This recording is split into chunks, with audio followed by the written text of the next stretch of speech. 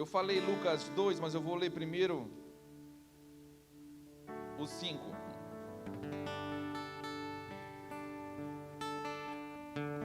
Que o Senhor pegue você essa manhã, amém? Não deixe nada, irmãos. O Senhor abale as estruturas, aquilo que precisa ser abalado na minha vida e na sua vida, para que permaneça a sua palavra, que a sua palavra resplandeça essa manhã na sua vida, na sua casa, em nome de Jesus, trazendo cura, trazendo libertação, tirando as escamas dos nossos olhos, que esse é o ambiente onde o Senhor vai operar esses milagres essa manhã, em nome de Jesus. Você crê nisso? Eu creio, em nome de Jesus.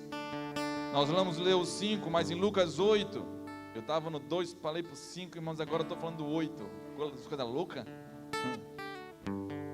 Lucas 8, o Senhor vai, depois de estar ensinando os discípulos algumas coisas que nós vamos ver, Ele vai perguntar para os discípulos assim: onde está a fé de vocês?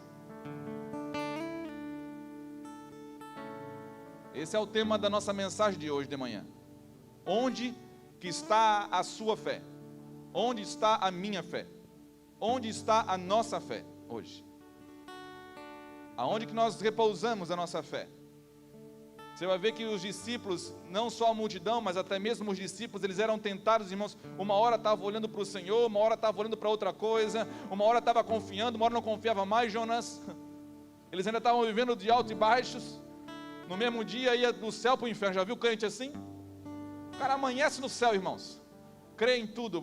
Bastou a primeira luta, ele já desce para o inferno. E parece uma montanha russa. Daqui a pouco ele sobe para o céu de novo, e vai para o inferno de novo, e vai assim. Num dia, esse crente, ele vai e volta várias vezes. Mas isso, irmãos, esse tipo de emoção não é o que Deus quer para nós. Deus espera de nós, Deus tem para nós coisas muito melhores do que isso. Deus tem para nós um lugar muito mais firme do que isso, aonde não é qualquer coisa mais que vai pregar para mim. Irmão, nós temos tido, infelizmente, uma vida hoje, o evangelho onde nós habitamos no Brasil, e não só no Brasil, em todos os lugares, tem um evangelho correndo, sendo disseminado, aquele vírus, sabe? Aonde ele faz a pessoa acreditar que a vida dela com Deus se resume a simplesmente resolver os seus problemas, trazer alívio às suas situações, como nós falamos no domingo passado. É quando os seus problemas já falam mais alto para você do que qualquer palavra que pode vir da boca de Deus. É quando as suas lutas falam mais alto, quando as suas aflições falam mais alto, quando o seu casamento fala mais alto, quando a sua enfermidade fala mais alto. E a gente para ouvir tudo isso e fica ouvindo. E como o tempo vai passando, nós vamos nos tornando igual aquele homem que eu falei, que um dia chegou para o Senhor e falou: Senhor, ajuda na minha incredulidade. Como assim ajuda na minha incredulidade? É quando você já não crê. Tem coisas que falam muito mais alto para você do que Deus. A voz de Deus já está aqui para você, mas os seus problemas já estão aqui. Irmãos, quantos de nós colocamos os nossos olhos muito mais na nossa dor, nos nossos problemas e aflições, do que no Senhor e na sua palavra? Quantos de nós? Fala a verdade. Quando foi a última vez que você começou a dimensionar o seu problema? Hoje, pastor, quando eu saí de casa. Quantos estão dimensionando o seu problema agora, por exemplo, num ambiente como esse, que nós podemos ser curados, e nós continuamos tentando ainda dimensionar o nosso problema? Você não vai sair desse lugar com a força do seu braço. Eu lembro, irmão, tem várias coisas que nós podemos lembrar. Você vai ver, por exemplo, Israel, Deus tirou Israel do Egito, levou para o deserto, e uma coisa que Deus fez com Israel foi o seguinte: era a promessa. Moisés, diga ao povo que venha nesse monte, para que eles me sirvam, me conheçam, para que eles saibam quem é o grande eu sou. Por trás dessa expressão significa: diga para eles, diga para Israel que eu sou tudo que eles desejarem conhecer de mim. Ou seja, pode tentar conhecer, pode buscar, você nunca vai esgotar. A medida é eterna, a fonte é inesgotável. Então essa era a promessa de Deus: traga eles para me conhecer. Por que Deus fez isso? Porque Deus sabia que todos os desafios que eles iriam enfrentar como nação e como homem, como mulher, como família, eles precisariam desse encontro, desse relacionamento. Deus não queria simplesmente tirar eles do Egito, Deus queria se relacionar com eles. E o mais interessante a respeito da bondade de Deus, irmãos, sabe que eu fico mais impressionado com Deus? É que Deus não precisava disso para continuar sendo Deus. Às vezes eu fico vendo gente procurando problema, e eu acho que Deus estava procurando um problemaço. Porque Deus, irmão, Deus é santo, Deus Ele estava sentado no seu trono e resolveu se envolver com a humanidade caída. Então quando Deus tira o povo do Egito, irmãos, Deus não precisava daquele povo para ser Deus. O que Deus queria fazer então conosco, pastor? O que Deus queria com a humanidade? Deus queria dar uma oportunidade para a humanidade conhecê-lo. Deus queria dar uma oportunidade para a humanidade, para mim e para você, para os seus filhos, estarem com Ele. Eu tenho uma coisa que eu creio, irmão, se nós pudéssemos ver nas Escrituras uma linguagem de amor de Deus, essa linguagem de amor é relacionamento. E você vai ver que teve poucas pessoas que desejaram se relacionar com Deus. O resto, todos, caíram no deserto. E havia uma característica daqueles que se relacionavam com Deus, que apreciavam a sua presença, a sua graça. Eles não emprestavam os ouvidos para qualquer coisa. Eles não ficavam ouvindo qualquer coisa. Eles não ficavam rotulando pessoas. Eles não ficavam superdimensionando problemas. Sabe aquele crente que superdimensiona o problema? Imagina Davi, irmão, chegando na frente do arraial dos filisteus. Foi ali levar uma comida para os seus irmãos, só isso ele era para fazer. Chegou ali, ouviu aquele burburinho. Olha, tem um incircunciso desafiando Israel, desafiando o Deus de Israel. E ele não perguntou qual era a altura do cara, qual era a especialidade daquele soldado. Tem crente, irmão, quando vai enfrentar alguma coisa, a primeira coisa que ele vê não é o que a palavra de Deus diz, é o tamanho do problema. Qual é o tamanho do problema? Diz aí. Ô mano, fala aí qual que é o tamanho do gigante. Que dá, é gigante, eu sei que é gigante, mas qual é o tamanho para ver se eu dou conta? Irmãos, para Davi, não importava o tamanho de Golias, não importava a força de Golias, não importava o tamanho da sua espada, não importava as artes marciais que tinha, ou as técnicas de guerra que tinha, não importava nada. O que importava para Davi era: eu conheço um Deus que é acima de tudo. É um Deus que é acima de qualquer tipo de problema, qualquer tipo de luta. Existe uma palavra que está sobre tudo isso. Em nome de Jesus. É esse Deus, é esse relacionamento com Ele que eu quero falar para você desde domingo passado para cá. Eu tenho visto muito crente aleijado, irmãos, sofrendo, que não consegue mais se relacionar com as coisas de Deus. Primeiro, não por causa que Deus não quer, mas porque eles mesmos estão ou rotulando, ou olhando, supervalorizando aquilo que é mal. Isso é uma outra característica de um crente incrédulo. Supervaloriza o que é ruim, inclusive em você. Quando eu olho para mim, por trás de uma falsa humildade, eu olho e supervalorizo aquilo que é super mal em mim, mas eu valorizo tanto, tanto, acima daquilo que Deus fez bom. Em todo tempo, Jesus, quando lida com seus discípulos, Ele não está supervalorizando o problema deles, ainda que Ele está permitindo que eles se enxerguem, mas Jesus está querendo que eles coloquem repouso os seus olhos sobre Ele, para ver aquilo que realmente Deus fez, que é bom, perfeito. Deus não quer chamar a atenção para a imperfeição, Deus está chamando a atenção para aquilo que é perfeito e puro. E quantas vezes nós mesmos, qual foi a última vez, por exemplo, que você se auto-sabotou? Você fica olhando para a palavra de Deus, olha para você e fala: não, mas não tem condição, e você fica nessa que não tem condição.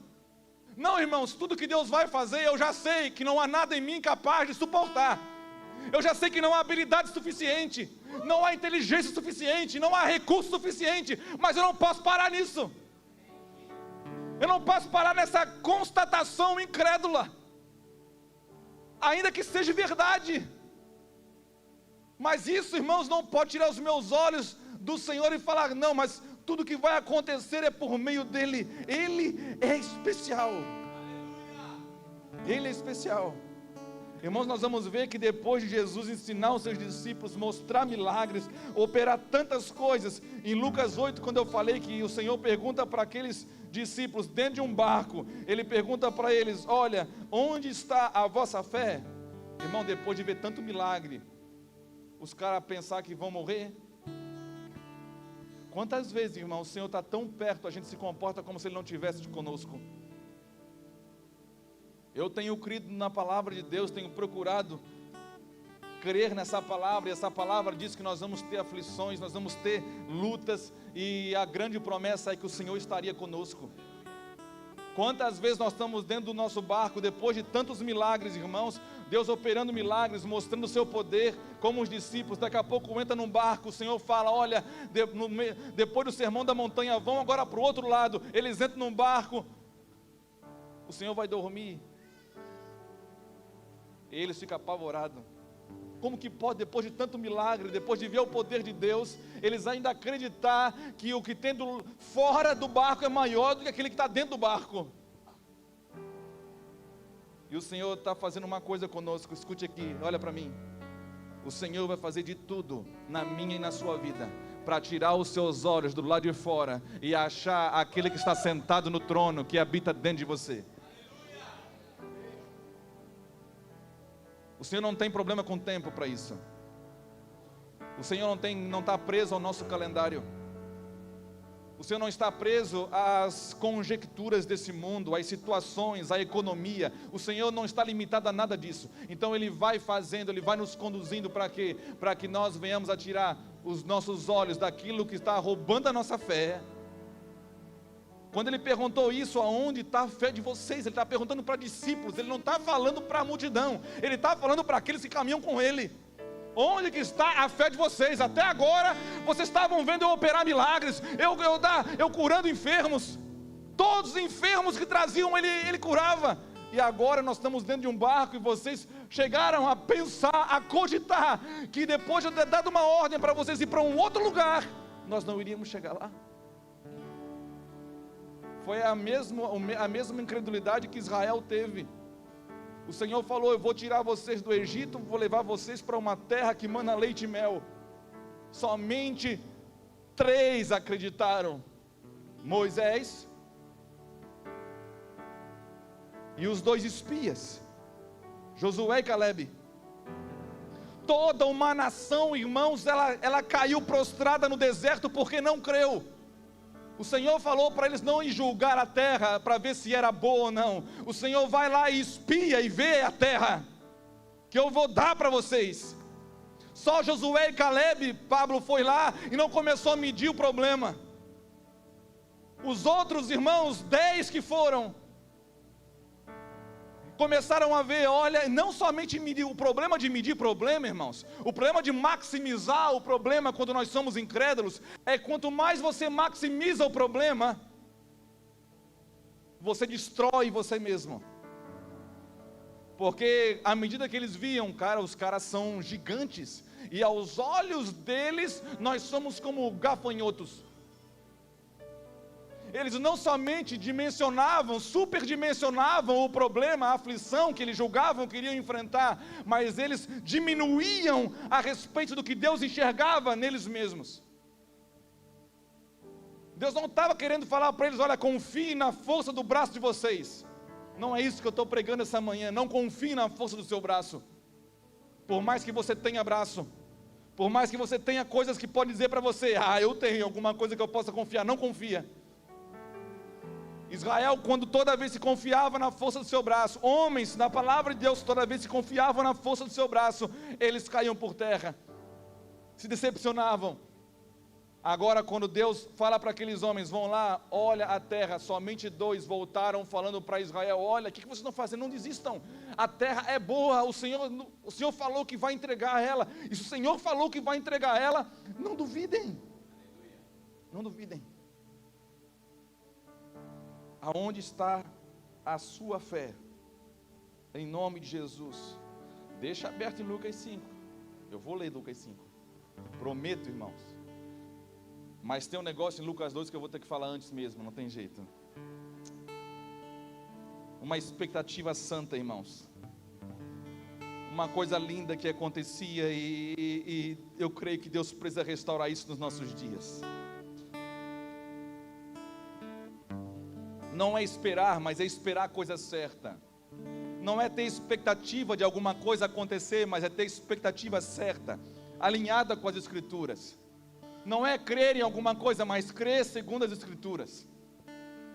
Quando Jesus completou 8 dias e foi apresentado no templo, havia um ancião em Israel, chamado Simeão. E aquele homem já de idade, viveu a vida dele todinha. Muitos em Israel esperavam, tinham uma expectativa de acontecer algum milagre, de Deus tirar eles, por exemplo, debaixo do império de Roma, de trazer um exército maior que o de Roma para socorrer eles. Eles dimensionavam o socorro de acordo com a dimensão do problema. Se o problema tem um exército grande, Deus tem que vir com um exército grande. Por quê? Porque nós dimensionamos de acordo com a nossa natureza, com a força do nosso braço. É na nossa matemática. Irmão, quantas vezes eu me ferrei fazendo conta. Eu não sei quantos tem aqui dentro assim, mas eu era o homem da planilha. Gostava do Excel, irmãos. Quando eu comecei eu não tenho vergonha não, vou falar, irmãos. Quando eu comecei a pregar o Evangelho e eu tive que entregar, no meu caso, né, eu fiz isso, foi uma experiência pessoal, eu entreguei a empresa que eu tinha, e eu comecei a viver, eu comecei a calcular o tamanho do problema que eu tinha, para esperar o tamanho da bênção que eu deveria aguardar. Sempre era o problema que determinava para mim o tamanho das coisas, irmãos. Então, eu fazendo as contas, eu comecei a viver daí, ministrando o Evangelho, pregando, e de ofertas a gente vivia, e eu fazia isso. A Débora que me ajudou muito, graças a Deus pela minha mulher. Então ela falou, um dia que ela viu eu fazer isso, eu recebi uma oferta, e eu dividi a oferta por 3, por exemplo. Eu dividi a oferta para 3 meses, porque eu queria ter segurança para 3 meses, e fiz a conta ali. Tanto, agora eu estou 3 meses seguro. Seguro no quê? Para começar isso, seguro no quê? Porque se tivesse oferta, tem segurança. Se não tiver oferta, não tem segurança. Estou falando do meu pecado, irmãos. Aí calculava, no dia que a Débora viu assim, o que você está fazendo? Eu estou fazendo a conta aqui, estou dividindo aqui, ó, botando os 3 meses, e tá, mas tem esse negócio aqui para fazer, tem esse irmão aqui, essa família que a gente pode ajudar, tem isso daqui, não, mas aqui já está dividido. Ah, então quer dizer que está guardando maná, então. Está guardando a provisão. Você vai ficar limitado à planilha. Você só vai fazer o bem que você sabe que deve fazer, se realmente o recurso falar com você. Se tiver de folga, se tiver sobrando. Irmão, quantas pessoas têm uma margem de segurança, irmãos? Eu tinha uma margem de segurança. Eu já falei aqui, até quando eu fui para os Estados Unidos em 2016, eu tinha margem de segurança. Tem problema você ter uma reserva? Não, desde que ela não fale com você. Tem problema você ter coisas? Não, desde que as coisas não falem com você mais do que a palavra de Deus. Mas no meu caso, quando eu fiz isso, irmãos, a planilha falava comigo. E eu botei lá, dividi, olha, eu gostava, irmão, era gostoso. E eu confesso, irmão, naquela época, e hoje eu tenho que vigiar para não voltar àquela época, irmãos. Essa semana tentaram voltar àquela época. O inimigo tentou bater no meu coração e falou, opa, calma aí, está faltando recurso. E agora? Vai parar de fazer as coisas ou vai continuar fazendo o bem independente de recurso? Vai fazer o bem, vai deixar o recurso determinar o que vocês vão fazer? Ou você vai seguir fazendo o bem independente de recurso ou não? Então, irmãos, eu pequei várias vezes assim, porque é muito fácil. Por isso que o Senhor chama de mamão de Senhor, que compete com o nosso coração, porque é aquilo que é mais fácil roubar a nossa atenção. É mais fácil, irmãos. Vou falar uma coisa para você.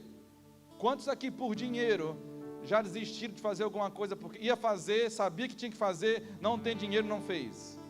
Quantos aqui por dinheiro já mudaram de cidade? Quantos aqui por dinheiro já se divorciaram, por exemplo? Quantos aqui por dinheiro, casal agora, brigaram por causa do dinheiro? Não levanta a mão, irmãos. Não levanta, pelo amor de Deus. Deixa a gente pensar que todo mundo aqui está nadando na espiritualidade, né? Quantos aqui, irmão, foram discutir em casa e quando entrou o assunto do dinheiro, acabou a paz e começaram a brigar, tudo? Quantos aqui? Se o dinheiro, irmão, faz a gente andar, faz a gente brigar, faz a gente parar, faz a gente avançar, quem é o Senhor, afinal de contas? Quem é o Senhor da nossa casa? Aonde está a sua fé? Tem duas coisas que o Senhor fazia: chamar a atenção dos olhos dos discípulos para Ele, e treiná-los a perceber que a palavra que saía da boca dele era a mesma palavra que deu origem a todo o universo, por isso ela é maior do que tudo que nós podemos ver, e ela sustentava todas as coisas. Então pode ouvir, pode guardar. Isso era um treinamento que o Senhor fazia e está fazendo comigo e com você. Agora eu vejo aqui, Lucas 2, versículo 25 em diante, eu não vou ler, só vou citar para você. Tinha um homem que tinha uma expectativa santa em Israel, um ancião chamado Simeão, e ele aguardava durante toda a sua vida a esperança, a consolação de Israel. Não era um exército, não era a libertação de Roma que ele esperava o Cristo e a consolação de Israel. E essa esperança foi alimentada pelo Espírito, disse: antes de você morrer, Simeão, você vai pegar o Consolador nos braços, você vai ver Ele, você vai ver Ele. Esse homem viveu para isso, irmãos. Ele trabalhava, ele tinha família, ele tinha, não fala muito sobre a vida de Simeão, mas ele era um homem como outro qualquer. Mas o que diferenciava Simeão de todo Israel, por isso que ele está aqui descrito nas Escrituras, era o tamanho da expectativa dele, da pureza da esperança dele. Então ele estava lá pelo Espírito no dia em que Jesus foi apresentado, que os pais levaram Maria e José para o templo. Quando ele pegou o menino, ele disse: Deus, agora pode despedir o teu servo em paz, porque os meus olhos viram a consolação de Israel. E ao contrário do que muitos pensavam, a profecia estava nele, irmãos, a palavra estava nele, e ele começa a liberar as palavras que alimentavam aquela esperança. Ele diz: pois já os meus olhos viram a tua salvação, a qual tu preparaste perante a face de todos os povos, luz para iluminar as nações, e para a glória de todo o povo Israel. Versículo 34, e Simeão os abençoou e disse a Maria sua mãe: eis que este é posto para a queda e elevação de muitos em Israel, e para sinal que é contraditado. O menino vai abater muita gente, vai elevar um outro tanto, e ele vai ser rejeitado por essa nação. É isso que está falando aqui. Que fique notório, irmãos, que não há nenhuma outra esperança além de Jesus Cristo. Não há salvação além de Jesus Cristo. Não há remissão de pecados além de Jesus Cristo. Não há nenhum tipo de esperança capaz de trazer vida ao homem além de Jesus Cristo. Essa era a esperança de Simeão. Isso que trouxe vida a Simeão e fez esse homem ficar firme, irmãos. Enquanto estava todo mundo talvez aflito, sabe, dia da semana, talvez Israel aflito, angustiado com a opressão de Roma. Como é que estava Simeão? Simeão estava esperando a esperança, a consolação de Israel, estava firme e forte.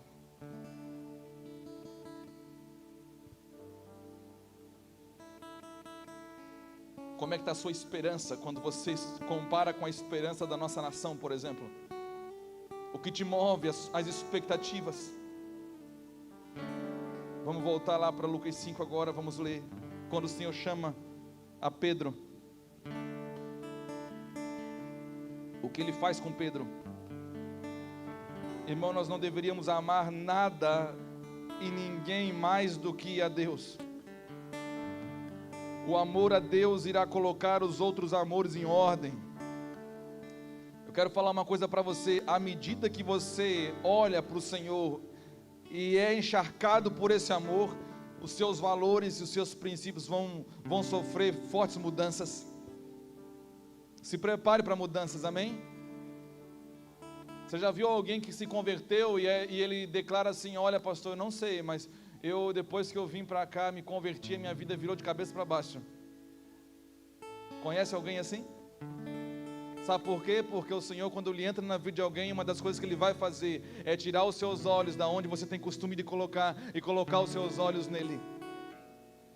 É pegar o seu coração que você deposita em muitas coisas, e muitos amantes, muitos amores,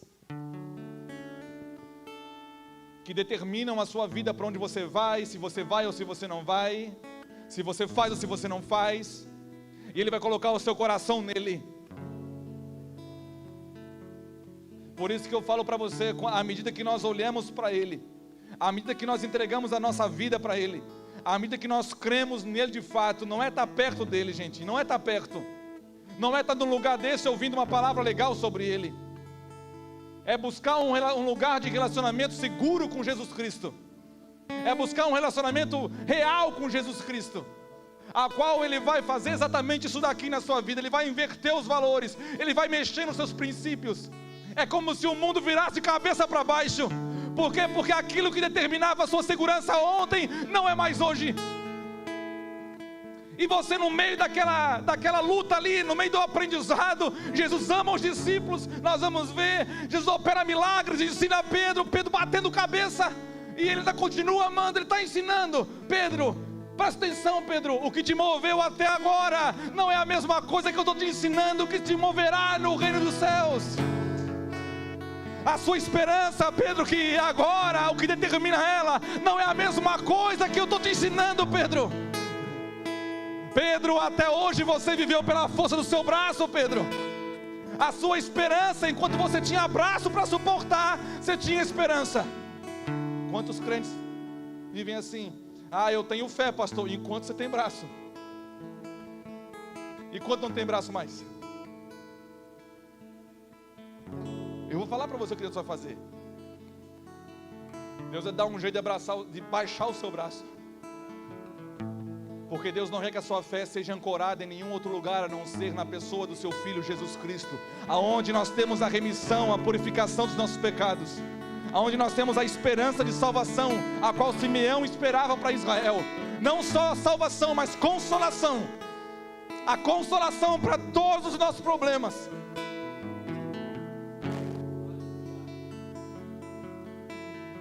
Até quando nós vamos tentar, irmãos, viver uma vida cristã, com um relacionamento com um cristão pobre, que o que determina ele é a força do nosso braço? Essa semana é como se Deus falasse para mim: Fernando, não confie na força do seu braço. Não confie. E é fácil, irmãos, porque a gente começa a correr, começa a caminhar, tudo fluindo, daqui a pouco a gente já sabe fazer, então a gente está fazendo sozinho, a gente está fazendo independente, já nem quer mais saber se Deus está junto ou não. Aí Deus tem que parar, Deus não tem pressa, Ele para por quê? Porque Ele me ama, e Ele está dando uma oportunidade para mim fazer junto com Ele. Não é fazer, eu não quero fazer mais nada, irmãos, eu quero estar junto dEle. Eu quero fazer o que Ele faz, eu quero participar do que Deus está fazendo, eu não quero fazer nada. Eu não quero criar uma rota para mim. Nesses dias eu ouvi uma pessoa falar, um pastor: antes de escolher o caminho, escolha as pessoas que vão junto com você. Não! Escolha o caminho primeiro. Escolha o caminho primeiro. Ele é o caminho, Ele é a verdade, Ele é a vida.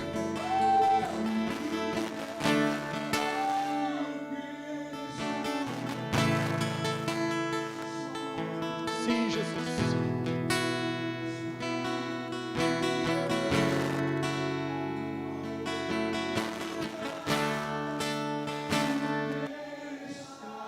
Sim, Jesus.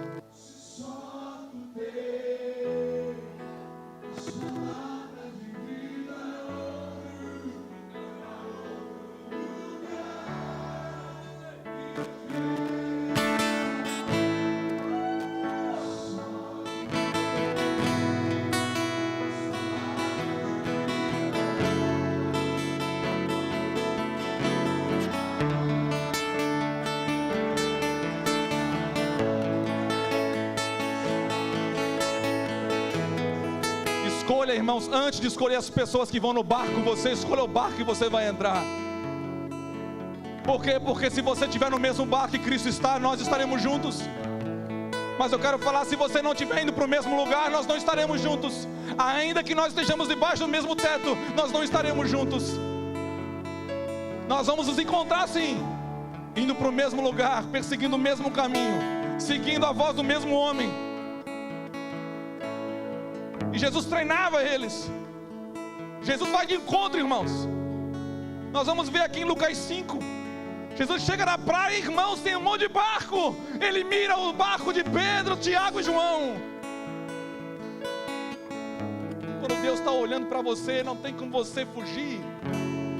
Não tem quando Deus coloca o alvo dele no seu peito, irmão, não adianta. Se você subir um lugar mais alto, Deus está lá. Se você descer o abismo, Ele está lá também. Aí ele chega na praia, vê ali Pedro, ele espera, irmãos, Pedro pescar a noite toda. Por que Deus faz isso? Porque, irmão, as nossas frustrações, elas normalmente falam conosco e nos sabotam. Então Pedro pesca, trabalha a noite toda, não pega nada. Ele, o barco dele e o barco de Tiago e João também, estão ambos lavando as redes. Imagina a frustração daquele homem. Eu não quero conjecturar, irmão, se tinha problema em casa, se não tinha, se Pedro estava brigado com a mulher, se não estava, se faltava comida, se não estava. Não, irmãos, eu quero me ater à palavra de Deus. A palavra de Deus diz que Pedro não pegou nada. E sempre que um homem não pega nada, é uma frustração. É ou não é? Quando você se dedica a uma coisa e você não vê resultado, o Senhor está em tudo. O Senhor estava ensinando a Pedro: Pedro, você se moveu por resultado até hoje, e eu vou mudar isso na sua vida. Então, tinha tanto barco para entrar, irmãos. Jesus espera logo de Pedro. Pedro pesca a noite toda, estaciona o barco na areia. Jesus está ensinando a multidão, e ele chega para Pedro: Pedro, posso entrar no seu barco? Ele fez isso quando eu tinha 14 anos. Ele entrou na minha vida. Jesus entra na vida de Pedro. Ele entra no barco. Olha só o que acontece. E aconteceu que, versículo 1 do capítulo 5, apertando a multidão para ouvir a palavra de Deus, estava ele junto ao lago de Genezaré, e viu estar 2 barcos junto à praia do lago, e os pescadores, havendo descido deles, estavam lavando as redes. Frustrados, irmãos, cansados a noite toda pescando. Imagina, pescaria é bom quando pega peixe, irmãos. E entrando num dos barcos, que era o de Simão, ele entrou, irmão, aí acabou tudo. Nunca mais vai ser o mesmo. Vou falar para você, você nunca mais vai ser o mesmo. Se Jesus entrar na sua vida, nunca mais. Pediu-lhe que o afastasse então um pouco da terra, e assentando-se ensinava do barco a multidão. Eu fico pensando, Pedro, irmão, eu fico pensando, o que passou na cabeça de Pedro? Está lavando a rede, depois numa noite frustrante, Jesus está ensinando, entra no barco dele para pescar, pede: ô Pedro, só distancia um pouquinho da areia e fica aí ouvindo, meu filho. Tipo assim, ai meu Senhor, estou a noite toda trabalhando, agora eu vou ter que ficar aqui ouvindo o sermão, né? Cuidando do barco, e enquanto ele prega, o que está acontecendo afinal de contas? Estava tudo no script, irmão. Saía para pescar, voltava, tirava o peixe, limpava a rede, depois saía para pescar de novo. Irmãos, Deus entra na rotina e bagunça tudo às vezes, vira de cabeça para baixo. Ele entra no barco, quebra a rotina de Pedro, e quando acabou de falar, disse a Simão, depois de ouvir o sermão todo, irmão, não diz o tempo, mas eu creio que não foi pouco, porque Jesus, ele não era de ficar pouco tempo ensinando. Se tinha uma coisa que Jesus gostava, era ensinar. Então imagina, depois de pescar a noite toda, ainda ficou ouvindo. E aí o Senhor termina e ainda olha para Pedro cansadão, Wagner, frustrado, com fome. Aí o Senhor diz: Pedro, agora vamos para o mar alto, e pode lançar a rede de novo. Eu fico pensando de novo na cabeça de Pedro, que nó está dando na cabeça de Pedro. Agora o homem entra no meu barco, pede para usar o meu barco como púlpito. Agora ele está querendo que eu volte para o mar alto, depois de lavar a rede. É como que ele esperasse você lavar o seu carro, pedisse para andar na lama. Por que não pediu antes? Por que, irmãos, Deus não faz nada por acaso? Jesus podia ter pego Pedro assim que ele estacionou na praia. Não, Pedro, não para agora, não desista, vamos para cima, vamos para o mar alto agora e vamos pescar. Na volta a gente ensina a palavra. Não, primeiro a minha palavra, Pedro, você tem que aprender agora. É a primeira lição. Você até hoje viveu na força do seu braço.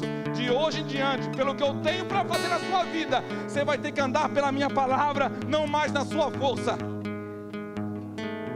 Uma das lições mais difíceis de todo discípulo aprender, não é mais na força do braço como todo mundo vive, mas é agora na força da minha palavra. É mais forte que nitroglicerina, irmãos, é bomba pura. O Senhor largava uma bomba dessa, irmão, quando ele saía não sobrava nada. Afunda o barquinho de cada um. O que dá segurança vai para o beleléu, irmãos. Aí fazem o mar alto, lançai as vossas redes para pescar. E respondendo Simão disse, mestre, agora, aí Pedro ainda está assim, está falando bem, está num discurso piedoso. Mestre, havendo trabalhado a noite toda, nada apanhamos, mas sobre a tua palavra lançarei as redes. Irmãos, olha para mim aqui, nunca Pedro experimentou isso. Jesus está falando para Pedro, você vai fazer a mesma coisa, só que de maneira diferente agora. Talvez Deus não peça para você sair da onde você está. Deus só vai ensinar você a estar lá, mas fazer diferente. Não se limita, a mudança não se limita ao espaço geográfico, a área profissional, não, irmãos. No caso de Pedro, ele teve uma grande mudança. Mas talvez na sua vida, irmãos, Deus vai ensinar você a fazer de uma forma que você nunca fez antes. Pedro via o tempo, olhava o céu, via o vento e julgava, vai dar peixe ou não vai dar peixe? Nós sabemos fazer isso, vai dar peixe ou não vai dar peixe? O tempo está bom e o Senhor fala, não, você sabe, são sábios. Mas agora, Jesus está forçando a Pedro a pensar diferente. Jesus sabe o que está fazendo aqui? Ele está ofendendo a mente de Pedro, como ele ofendeu a minha já várias vezes. Você quer confiar em coisas, Fernando, o que eu estou fazendo na sua vida, isso vai parar você se você confiar. Isso vai castrar você, vai sabotar a sua caminhada. Eu quero fazer você andar, mas não andar como você andava. Pedro, você vai pescar, mas vai pescar como nunca pescou antes. E Pedro teve uma revelação, irmão. Pedro tinha uns insights em Deus assim poderosos. Ele falou, Senhor, eu voltei de lá ainda há pouco, não peguei nada a noite toda, nem é hora de pescaria.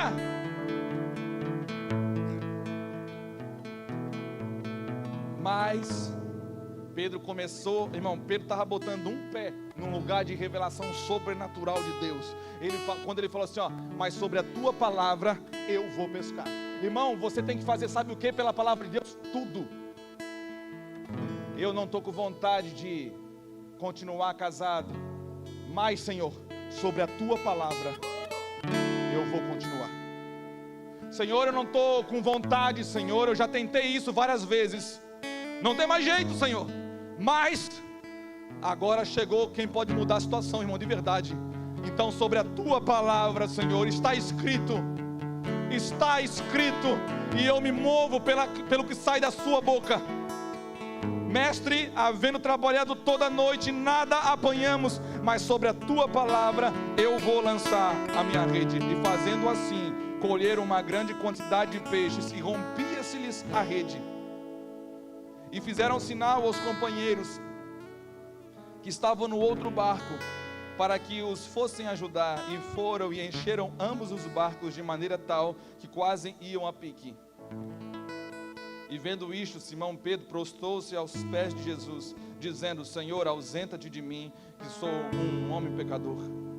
Pois que espanto se apoderara dele e de todos os que com ele estavam, por causa da pesca de peixe que haviam feito. E de igual modo também de Tiago e João, filhos de Zebedeu, que eram companheiros de Simão. E disse Jesus a Simão: não temas, de agora em diante serás pescador de homens. Até hoje você pegava coisa viva e morria na sua mão. Hoje em diante você vai pegar coisa morta na sua mão e eles vão tomar vida.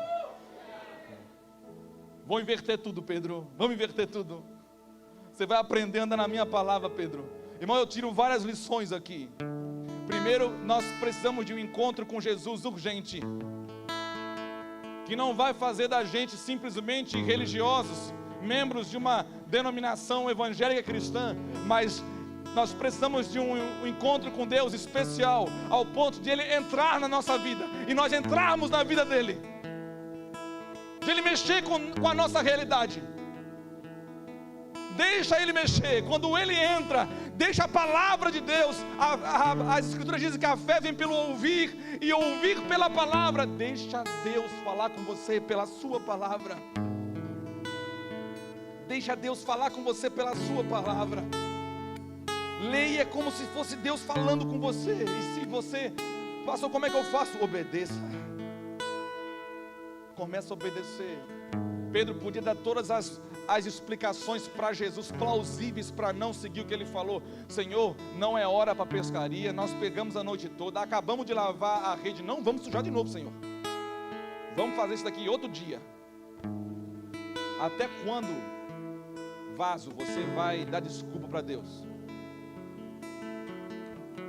Quem é bom de justificativa, irmãos, de explicação, não faz nada.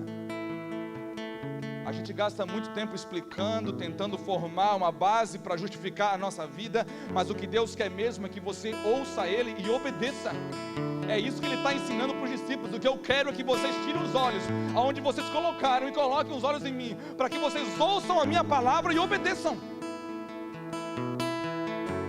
Não é fácil, porque logo depois disso eles vão ter outras experiências, vão entrar em outro barco, vão pensar que vão morrer, e Jesus está com eles, irmãos. Depois disso daqui, Pedro ainda vacila várias vezes. Mas Jesus está falando: Pedro, você vai vacilar até que eu esteja de fato, de verdade dentro de você. Não tem problema, estou só te ensinando, Pedro. Mas um dia, Pedro, você vai se converter. E você não vai deixar mais as coisas falarem com você. Irmão, na busca por uma vida espiritual de verdade como essa, sobrenaturalmente coisas vão ganhar e perder valor. Se prepare para mudanças intensas. Se prepare para aquilo que você deu muito valor. Deus vai promover a sua vida para perder o valor. Deus falou: esse homem, Simeão falou: esse homem que eu estou segurando é um menino, mas eu vejo um Cristo. O que você vê nele, irmãos? Simeão ele via, irmãos, o pessoal de Israel viu aquele homem já formado e não aceitaram ele como Cristo. Simeão viu um bebê e ele viu Cristo. Esse é o Cristo, a consolação de Israel. É um sinal. Ele vai abater e elevar. Ele vai abater e elevar. Ele vai ser rejeitado. Senhor, mas eu estou aqui. Essa é a consolação que eu esperava. Pode me levar, Senhor. Imagina. É muita fé, irmãos. Sabe por que Simeão fez isso? Foi a vida todinha esperando uma coisa que Israel esperava outra. Ele esperava aquilo que os profetas falaram. Nós nos perdemos nas nossas esperanças, irmãos. Ora nós começamos a esperar no Senhor, daqui a pouco a gente está esperando que a nossa nação melhore, que nós tenhamos muito dinheiro, que nós tenhamos segurança nisso, que isso aconteça, que tal pessoa se converta, e nós colocamos isso como âncora da nossa vida. Sabe o que vai acontecer se coisas como essa forem âncora da sua vida? Se a rede fosse a âncora da vida de Pedro, se o barco de Pedro, se a profissão de Pedro fosse a âncora da vida dele, aquilo que falava com ele, ele falaria para o Senhor: Senhor, tudo bem que o Senhor quer, mas não agora. Não agora. Eu sei que o Senhor está falando, eu respeito o Senhor, até cultuo o Senhor, mas fazer isso agora não, porque a rede fala mais comigo do que o Senhor. O meu barco fala mais comigo do que o Senhor. As razões, as bases, os fundamentos da minha profissão falam mais comigo do que o Senhor. Eu falei isso no domingo passado, quando o nosso casamento fala mais conosco do que o Senhor. Quando as nossas aflições param de tentar fazer a sua vida dar certo, para poder servir a Deus. Tenta priorizar, muda. Tem crente que vive a vida todinha tentando fazer a vida dar certo para depois pensar em Deus. Não, irmão, pensa em Deus primeiro. Busca a Deus, se sujeita à sua palavra. Ouça e pratique a palavra de Deus. E você vai ver que tudo o restante vai vir a reboque. E vai se cumprir o que está escrito, que Jesus falou: buscar em primeiro lugar o meu reino e a sua justiça, e todas as demais coisas vos serão acrescentadas. Onde, afinal de contas, nós estamos repousando a nossa fé? Onde? Sabe como é que acontece para a gente descobrir? Aquilo que Simeão falou, ele vai abalar. Então Deus começa a abalar coisas na nossa vida. Deus começa a abalar. Irmão, Deus podia dar 1 milhão para a gente deixar tudo o que Ele colocou no coração dos irmãos, tudo aqui de uma vez pronto. Por que Ele não faz? Porque as coisas de Deus, irmãos, se não forem por fé, não agradam a Deus. Porque não é o fazer, é o agradar a Deus. Fazer não agrada a Deus, obedecer agrada a Ele. E o Senhor diz que sem fé é impossível agradar a Deus. E a fé vem pelo ouvir, e o ouvir pela palavra de Deus. É ouvir o que Ele está dizendo. Lembra o que Maria fez quando estavam nas bodas de Caná de Galileia? Acabou o vinho, todo mundo desesperadão, ia acabar a festa, agonia total. Aí Maria, que guardava todas as palavras e profecias no coração, o que Simeão falou e profetizou, o que Ana, a profetisa, falou, Maria ia guardando ali no coração, o que o anjo falou, Maria ia depositando. Irmão, tem uma época que o Senhor vai depositando no nosso coração muita coisa. Calma, não fique com pressa. Uma hora você vai saber para que é isso tudo. Aí ela estava na festa, todo mundo desesperadão ali. Aí ela chama os servos e fala para ele assim: olha, está vendo aquele homem ali? Olha para ele e faz tudo o que ele falar para vocês. Maria, quando você começa a ouvir muito o céu, você vai pensando como o céu pensa. Maria falou a mesma coisa que Deus falou por 2 vezes a respeito do seu filho. Deus falou no batismo a mesma coisa que Maria falou, e Deus falou no monte da transfiguração a mesma coisa que Maria falou. Quando estava no monte, Pedro, Tiago e João, empolgadaço com o mover de Deus, irmãos, a gente tende a se perder também com o mover de Deus. O mover nos rouba. É fácil tirar os olhos de Deus e repousar os olhos em qualquer outra coisa. Aí Pedro vem, de novo, Pedro com uma ideia brilhante, irmãos. Um entendimento fantástico e uma prática precipitada às vezes. Aí o Pedro assim: ô Senhor, vamos fazer 3 tendas aqui, Senhor. Um poço de humildade, irmãos. Uma para ti, uma para Elias e uma para Moisés. Nós ficamos no relento, Senhor, né? Importante é que o Senhor, Moisés e Elias estejam cada um na sua tenda. Vamos ficar por aqui. Aí de repente, no meio da nuvem, vem uma voz e diz assim: estou parafraseando, tá, irmãos? Ô Pedro, não ouça você, ouça ele. Ele é o meu filho em quem eu tenho prazer. Se você quer dar prazer a mim, Pedro, se você João, se você Maria, se você José, se você quer dar prazer a mim, ouça o meu filho em quem eu tenho prazer. Aprendam com ele, porque ele fez da minha vontade, da minha própria palavra, o seu alimento diário. Irmãos, o cristianismo é simples. Nós se complicamos como igreja. Nós tornamos a coisa complexa demais. Como é que é cristianismo? É um monte de gente perseguindo Jesus Cristo, ouvindo Ele e praticando o que Ele diz. Isso é cristianismo. O resto, irmãos, é resto. Não fala para ninguém, mas é resto. Não vale a pena. O que vale a pena, irmãos, é os nossos olhos estarem nele. Se Ele entrar no seu barco, faz tudo o que Ele falar para você. Tudo. É garantia que tudo vai dar certo. Por mais que tenha vento, ondas, pode bater no barco, igual lá em Lucas 8, pode ficar todo mundo desesperado. Sabe como é que Jesus estava? Ele estava ensinando. Vocês aprenderam ou não? Só vai mostrar para a gente se a gente aprendeu quando ele está dormindo. Aí ele entra na minha vida, começa a ensinar um pouquinho, vai, né, Jonas? Ensina um pouquinho.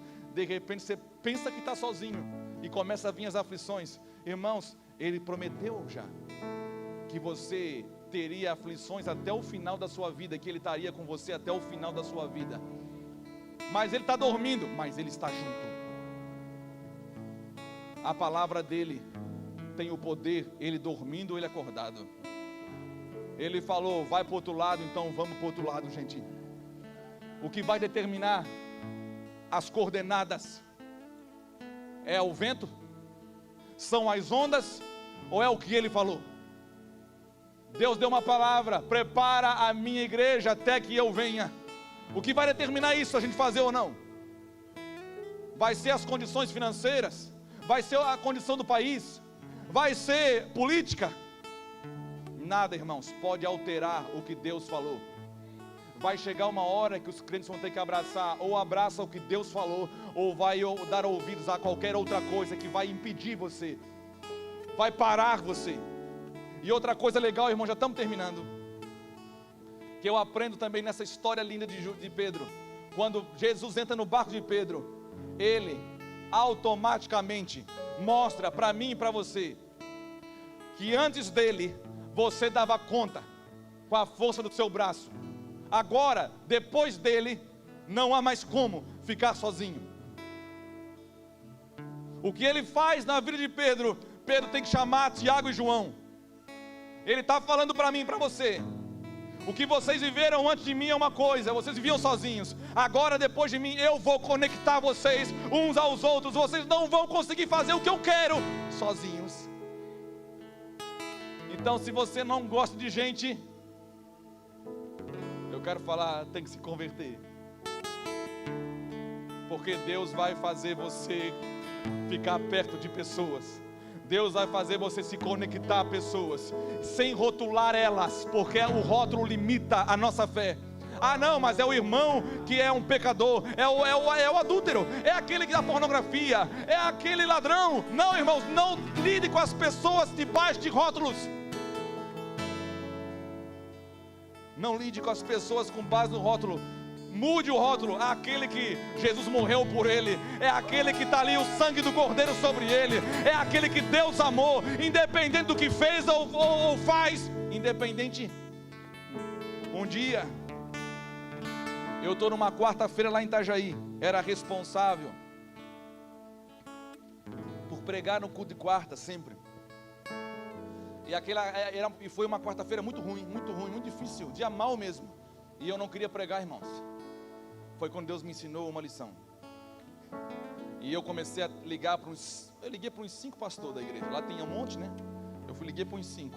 E todos os 5, irmãos, deram uma desculpa boa, que não ia poder ir. E eu falei, Deus, eu não quero pregar hoje, eu não estou bem, Senhor. Aí o Senhor ministrou meu coração. Eu tive que ir na marra. Ele ministrou isso quando eu estava para pregar. Não ministrou em casa, eu tive que ir. Com misericórdia, Ele não deixou ninguém assumir o meu lugar.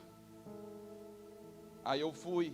Quando eu olhei para a igreja, Ele ministrou meu coração para amá-los e servi-los. Você tem que aprender que você não precisa estar bem, se sentindo bem. Não tem a ver com seus sentimentos, Fernando. Tem a ver com os meus, com a minha palavra. Ou você olha para mim. Teve uma outra vez, irmãos, bem engraçado, foi em Criciúma, quando assim que eu comecei a viajar a pregar o evangelho, acho que uns 10 anos atrás, eu fui em Criciúma, me chamaram para pregar para pastores, um lugar assim, cheio de pastor, e eu estava numa sala fechada, eu tinha um tablet na época, que eu andava com os meus sermão, irmãos, na hora, estava quase começando, me deu um branco, eu comecei a suar, irmãos, tudo quanto é lugar no meu corpo eu suava, E eu, Senhor, eu abri o tablet, procurava as minhas anotações, elas estavam lá, mas não eram minhas, parecia que não era minha. Eu fiquei apavorado. Senhor, o que eu vou falar para esses homens? Está todo mundo lá, Senhor, esperando, o que eu vou falar? E o Senhor não falava nada.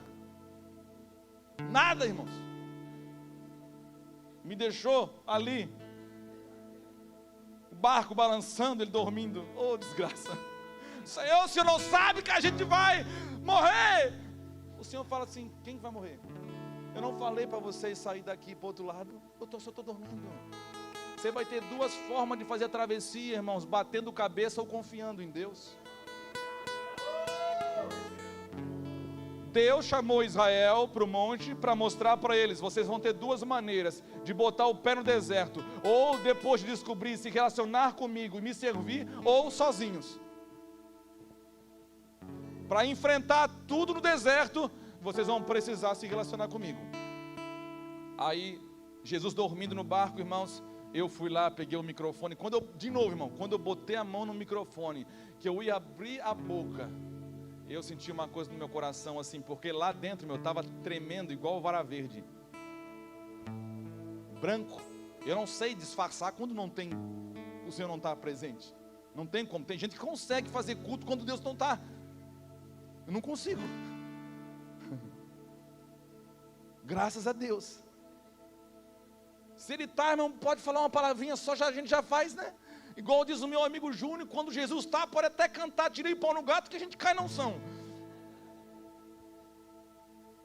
Aí eu fui ali, peguei o microfone na mão. Quando eu ia começar a falar, o Senhor, eu senti uma voz no meu coração, falou assim: ó, só fala o que eu já coloquei aí dentro. Abre a tua boca. Nem liguei o tablet, irmão, desisti de olhar para o tablet. E comecei a falar como o Senhor um dia já disse: não se preocupem quando vocês forem colocados diante da autoridade, no que vocês vão falar. Na hora o Espírito vai mostrar para vocês o que vocês vão falar. E de vez em quando o Senhor fala a mesma coisa, irmãos. Eu preparo o sermão bonito para vocês. Chega aqui, às vezes o Senhor fala assim: ei, pode esquecer, não é esse que nós vamos falar hoje. Não é esse. Eu só sei que eu estou a semana todinha, irmãos, pensando em Pedro. Não queria pensar em Pedro. Tem hora que eu queria pensar outra coisa. Só me vem o barco do Pedro, barco do Pedro, barco do Pedro. Então Deus quer falar conosco em alguma coisa no barco do Pedro. Deus está entrando, irmãos, na vida de muitas pessoas. E você tem que ter uma postura igual a de Pedro. Senhor, eu fiz na força do meu braço até hoje, mas só porque o Senhor está falando, Senhor, eu vou, sobre a tua palavra eu vou fazer. Sabe o que significa isso? Senhor, de hoje em diante eu vou te obedecer, custe o que custar. Pode estar chovendo, se o Senhor falar para ir, eu vou. Lembra de Abraão? O Senhor visitou um homem chamado Abraão e falou: sai da tua terra e da tua parentela, eu vou te abençoar. Ele creu de todo o coração, imediatamente, sem perguntar absolutamente nada. Eu não estou falando de você ser guiado por uma voz mística. Eu estou falando que a fé vem pelo ouvir, e ouvir pela palavra de Deus. Aqui está cheio de coisas que Deus já falou e nós não botamos em prática. Como Tiago diz: não sejam apenas ouvintes, mas sejam praticantes. Porque os ouvintes apenas é semelhante àquele homem que vislumbra o seu reflexo no espelho. Quando ele vira as costas, ele já esquece dele. É semelhante às ondas do mar que vêm, marcam areia e logo elas voltam e somem. São homens que não deixam rastros. São homens que não têm marcas. São homens que vão e vêm e não muda absolutamente nada. O que vai fazer diferença na minha e na sua vida é quando Ele entrar na sua vida, para o que você está fazendo e ouça o que Ele diz. Ouça. No meio de uma pregação como essa, uma frase pode Deus estar falando com você, uma só. Não importa o número de revelação que você tenha, mas a resposta que você vai dar para aquilo que você já está ouvindo dele. Eu ouvi uma frase, eu quero ser fiel a essa frase, eu quero ser fiel ao que eu ouvi. Irmãos, essa semana foi difícil. Foi difícil porque o meu papel é nutrir a igreja, eu oro pela igreja, e minha esposa ficou doente. E eu ia orar a Deus, eu já orei, pessoas eram curadas, e a minha esposa doente, hoje ela não está aqui. E chorando, orando, Deus cura. E eu só sentia como se fosse uma voz dizendo: Fernando, eu estou contigo. Você tem que aprender a estar comigo, com a sua esposa doente e com a sua esposa boa. A saúde dela não pode determinar se você vai ou se você fica. Seus filhos não podem determinar se você vai ou se você fica. Nada pode falar mais alto do que a tua voz. Os céus declaram e continuam declarando, Pablo: ouça o meu filho em quem me dá prazer. Irmão, sabe por que nós paramos a nossa vida, ficamos rodando em ciclos de derrota? Porque nós teimamos ainda em seguir um conselho que não é dos céus, é o conselho da terra. Ouvimos muitas coisas, muitas pessoas, muitas coisas bonitas até, mas não ouvimos aquilo que deveria ser a voz mais alta na nossa vida, a voz de Deus. Por trás de um homem abundante, o homem firme, existe um homem que entendeu que o objetivo da vida dele não é pescar simplesmente, mas é gerar prazer naquele que o chamou. O seu objetivo de vida maior é gerar prazer no coração de Deus ao qual te chamou. Gerar prazer no coração dele. É isso que nós precisamos. E talvez você está gastando a sua vida, gastando, o barco está quase afundando, a rede já está arrebentando, você não cansa de lavar a rede, e ele está ali, esperando, na praia. Ele fica lá, está lá. Pedro veio, irmão, Jesus estava lá na praia ensinando, e Pedro chega, e Jesus dá aquela olhada para Pedro. Irmão, Jesus dá cada olhada para a gente, fulminante. Até quando você nega ele, Jesus consegue amar. Jesus ama até os seus inimigos, irmãos. É diferente. Até quando Pedro nega a terceira vez, quando ele vai olhar para Jesus, Jesus está dando aquela olhada para Pedro, assim, que entra na alma de Pedro, e só diz para Pedro: Pedro, eu ainda te amo. Não se abale porque você me negou. Estou contigo, Pedro. Você consegue falar isso para os seus inimigos? Você consegue falar isso para as pessoas que você rotula? Para as pessoas que você não acredita mais? Você consegue falar isso para o seu cônjuge? Nada está dando certo, você consegue olhar com outros olhos? Pastor, não consigo. Então, eu vou te falar o que vai acontecer. Ele vai continuar esperando na praia, até você desistir de pescar nas suas forças. Vai ficar ali, sentadão, esperando, te amando com amor ardente. E quando você chegar na praia, ele tira os olhos de todo mundo e coloca os olhos em você. Aquele olhar que vai dizer: cheguei para te mudar, Pedro. Pedro, eu vou mudar a sua história. Vamos orar? Se coloque de pé, eu quero orar por você. Declare isso.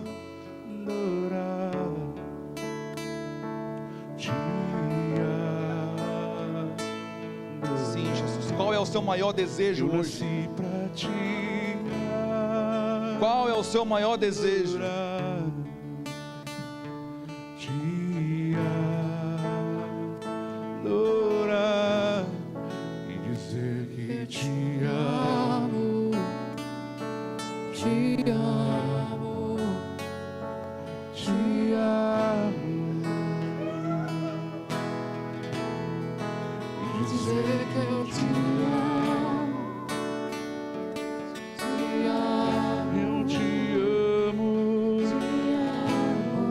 Eu quero orar por algumas pessoas aqui. Eu vou falar o que Deus vai fazer. Deus quer que você saia do lugar onde você está, um lugar espiritual, que você fica tentando fazer a sua vida dar certo, para você sair desse lugar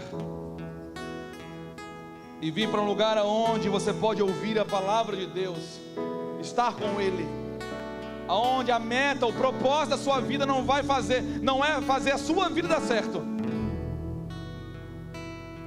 mas é estar com Ele. é obedecê-lo, é ouvir a sua voz. Se você buscá-lo em primeiro lugar, a sua vida vem para o prumo. Agora, se você tentar botar ela no prumo sozinho, é uma desgraça. Quero orar por você. Sai do seu lugar e vem aqui na frente. Eu quero orar por você. Se Deus pegou você essa manhã, em nome de Jesus,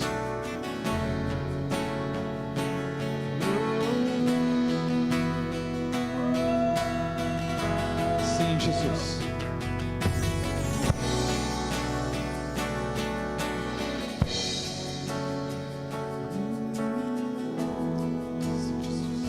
Queremos te adorar.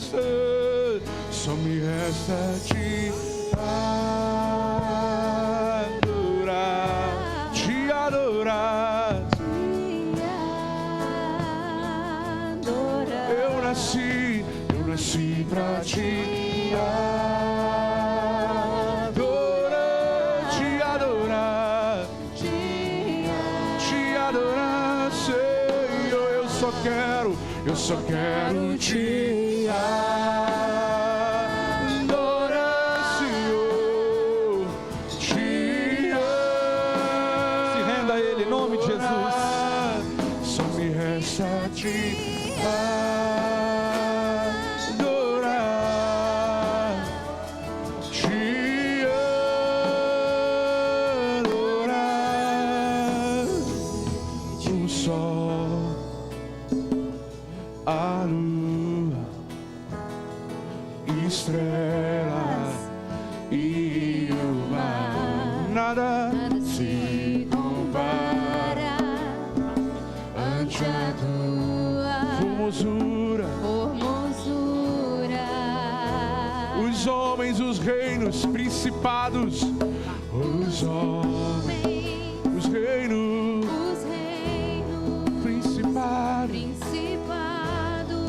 e potestades se prostram ante a tua majestade, porque dele, por ele, para ele são todas as coisas.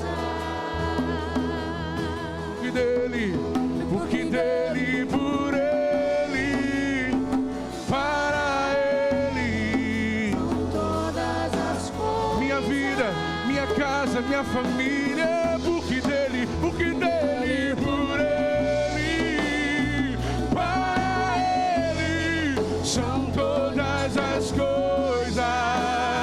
Declaramos sim, porque dele, por ele, para ele, são todas as coisas.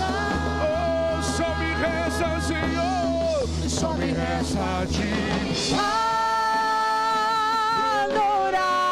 Adorar, te adorar. Eu nasci pra te adorar. te adorar. Eu só quero te adorar, te adorar e dizer que te amo. Adorar, Oh, meu Senhor Jesus, e dizer que te amo, te amo, te amo. E dizer que te amo, te amo, te amo. E dizer que te amo, eu te amo. É o meu maior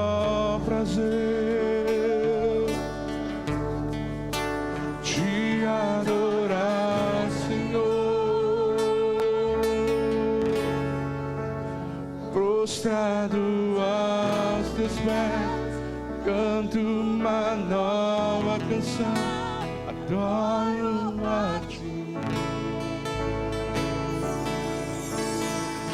Levanta minhas mãos, levanta as minhas mãos, te dou o meu coração. Quando tua glória eu vi,